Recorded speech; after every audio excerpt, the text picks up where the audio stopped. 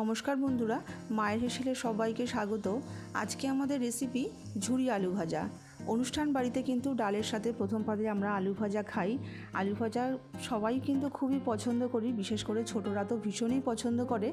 আজকে আমি আপনাদের সঙ্গে সেই আলু ভাজা রেসিপি শেয়ার করব, আর কিভাবে অনেক দিন স্টোর করে রাখতে পারবেন সেটাও শেয়ার করব। আশা করি আপনাদের সকলের খুব ভালো লাগবে। তাহলে চলুন শুরু করা যাক আজকে আমার ভিডিওটা। দেখে নিই আমাদের আলু ভাজা বানাতে কি কি লাগছে। আমি এখানে 1 কিলো আলু নিয়েছি, একটু বড় সাইজের আলুই নিয়েছি।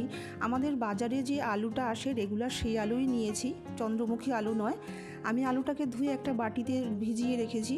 আর আমি একটা গ্রেটার নিয়েছি। গ্রেটারে কিন্তু দুটো দিক থাকে, একটা বড় দিক, একটা ছোট দিক। বড় দিকটা দিয়ে গ্রেট করব, লম্বালম্বিভাবে আমি আলুটাকে গ্রেট করব। ওপর থেকে নিচ থেকে এইভাবে গ্রেট করব, নিচ থেকে ওপরে কিন্তু আলুটাকে টেনে টেনে গ্রেট করব না। এইভাবে কিন্তু গ্রেট করেছি, দেখুন লম্বা হয়ে কিন্তু আলুগুলো আমার পড়ছে।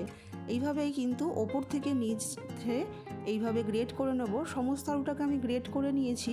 এবার 5 থেকে 6 বার জল পাল্টে পাল্টে ভালো করে একটু ধুয়ে নিতে হবে, যতক্ষণ না একদম আলুটা থেকে পরিষ্কার জল বেরিয়ে আসছে। যখন এরকম সাদা জল বেরিয়ে আসবে তখন বুঝতে হবে আমাদের আলুটা পুরো ধোয়া হয়ে গেছে। এই জলটাকে ফেলেও আমি দিয়ে দিচ্ছি ফ্রিজ থেকে বার করে বেশ খানিকটা ঠান্ডা জল। এখানে কিন্তু আইস কিউবও দেওয়া যেতে পারে। ঠান্ডা জলটা দিয়ে 5 মিনিটের জন্য একটু ভিজিয়ে রেখে দেবো। 5 মিনিট বাদ এইভাবে দুটো হাত দিয়ে ভালো করে চিপে নিয়ে যতটা সম্ভব জলটাকে বার করে নিয়ে একটা ঝাঁঝরির মধ্যে আমি আলুটাকে রেখে দিচ্ছি। আমি কিন্তু আলুটাকে কোনো পেপার টাওয়ালের মধ্যে শুকিয়ে রাখবো না। এইভাবে ঝাঁঝরিতে রেখে আমি 5 থেকে 6 মিনিট একটু ফ্যানের নিচে রেখে দেবো। 5 থেকে 6 মিনিট একটু ফ্যানের নিচে রেখে দিলেই কিন্তু ওপরে জলটা সুন্দরভাবে শুকিয়ে যাবে। দেখুন সুন্দরভাবে কিন্তু জলটা শুকিয়ে গেছে। এবার 1 বাটি চিনেবাদাম নিয়েছি, কয়েকটা শুকনো লঙ্কা আর কিছুটা কারি পাতা নিয়েছি। গ্যাসে আমি অনেকটা পরিমাণে সাদা তেল দিয়েছি। সাদা তেলটা হাই হিটে গরম করে নিয়ে গ্যাসটাকে একদম লো করে দিয়ে প্রথমে চিনেবাদামটাকে দিয়ে দিলাম।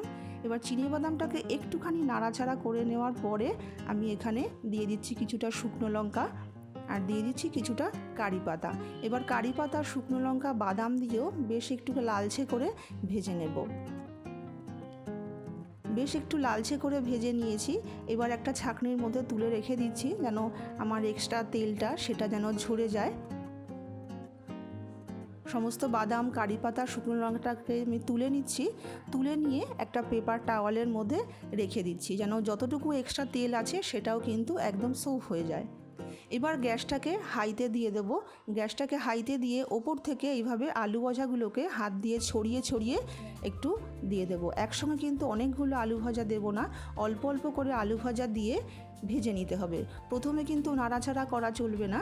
প্রথমে একটু এরকম ফেনাটা একটুখানি কেটে গেলে তারপরে হালকা হাতে একটু নেড়ে দেব।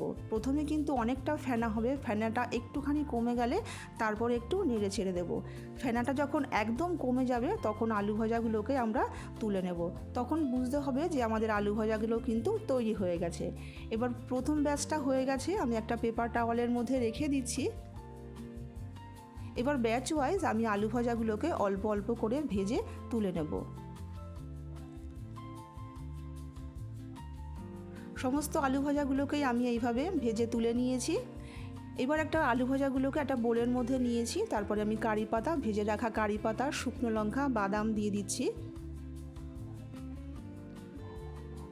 ওপর থেকে দিয়ে দিচ্ছি একটুখানি বিট লবণ আর একটু চাট মশলা। এবার সমস্ত কিছু ভালো করে একটু মিশিয়ে নিচ্ছি। তৈরি হয়ে গেল কিন্তু আমাদের একদম অনুষ্ঠান বাড়ির মতন ঝুরি আলু ভাজা। এটা আপনারা কিন্তু স্টোর করেও রাখতে পারবেন। তখন কিন্তু এটাতে কিন্তু কোনো মশলা, আমি যে নুন আর মশলাটা ব্যবহার করলাম সেটা কিন্তু করবেন না। একটা এয়ারটাইট বক্সের মধ্যে রেখে এটা কিন্তু অনেক দিন পর্যন্ত স্টোর করে রাখতে পারবেন।